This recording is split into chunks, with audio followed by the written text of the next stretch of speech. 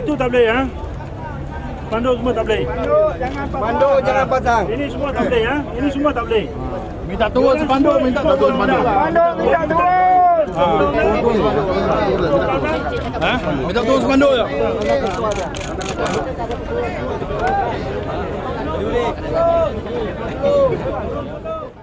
Tujuan kami mengemukakan memorandum ini adalah untuk menegaskan bantahan masyarakat orang asli, terutamanya dari akar umbi, terhadap dasar pemberi milikkan tanah orang asli yang telah diluluskan oleh Majlis Tanah Negara pada 4 Disember 2009. Untuk rujukan mudah, sesalinan dasar tersebut disertakan di sini sebagai lampiran 1. So dalam memorandum yang kami serahkan semua pun lengkap.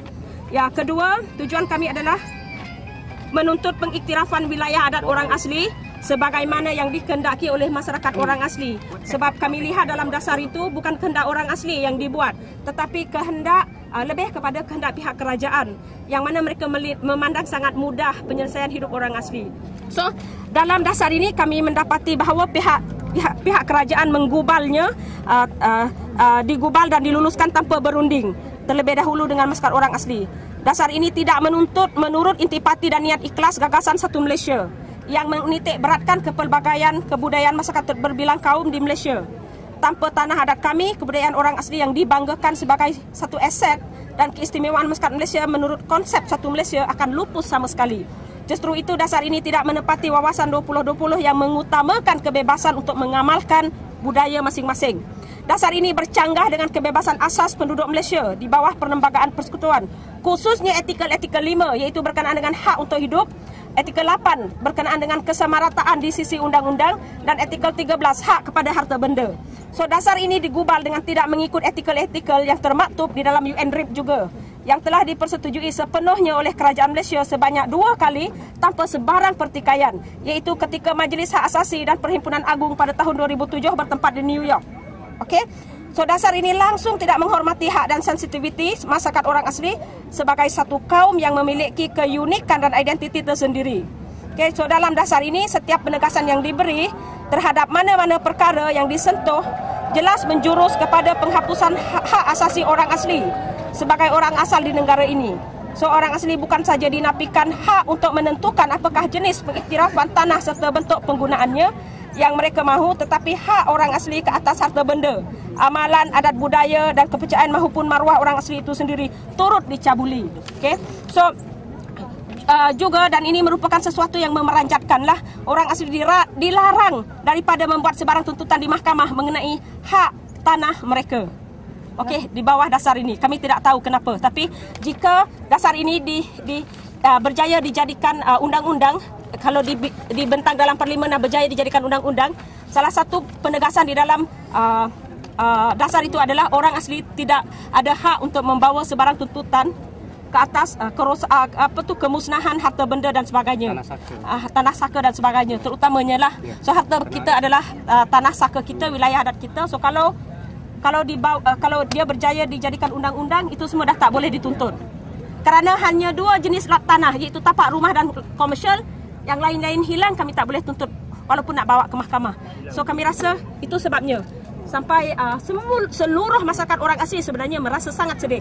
Mungkin ada 2-3 orang yang tidak berapa sedih, tapi hampir keseluruhan masyarakat orang asli grassroots merasa sangat-sangat sedih.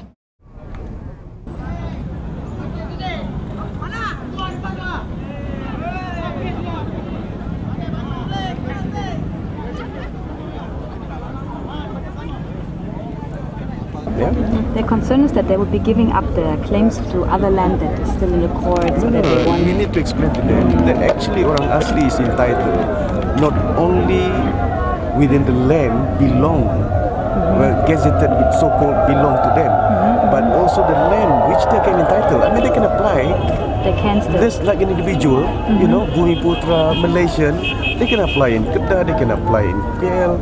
There's no restrictions. According to the orang asli, they say the proposed amendment that they have seen, they are only given like 2 to 6 acres of land. Well, that is a proposal. That's why we need feedback from them as well. That's why the meeting is quite important. I met the rep from the Orang Asli. Input coming from them is quite crucial. But we don't want to politicize it, you see. But it's a limited space there. The number of Orang Asli now is already 141,000 in the country. They're increasing in number. The acreage is not increasing. So how can we distribute among themselves? You see? If we want everybody have a share, well, the size have to be reduced. But if you want to have a bigger share, and of course there will be people who will not be. So under the proposal, they would have to give up their claims in court. No, we are not saying that. Okay, we are not saying that. We are not giving that. The claim is still there. Now, don't get us wrong there. We are not taking their rights. We are only managing as such to ensure that environment is changing and their numbers are increasing, and how best we can fit with the current needs of the Orang Asli. Claiming land that is already recognized as Orang Asli land, it's not about the government giving them extra land, it's land that's already recognized. That is the land that belongs to them, which is already gazetted for. But on top of that, there are other land. They said kawasan Rayau, you know, like a roaming area.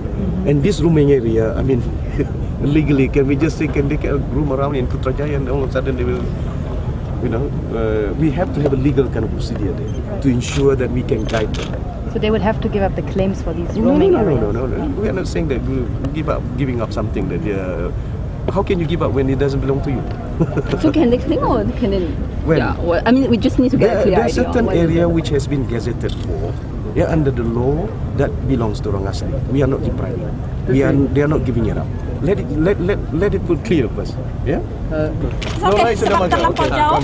Hand it over. Okay. Dia wakil PM, dia wakil ke saya. So ini untuk PM untuk tolong lihat di dalamnya. Ini kami punya harapan 150,000 orang. Okey, yang ini untuk saya. Yang ini kepada YB Datuk. Thank you so much.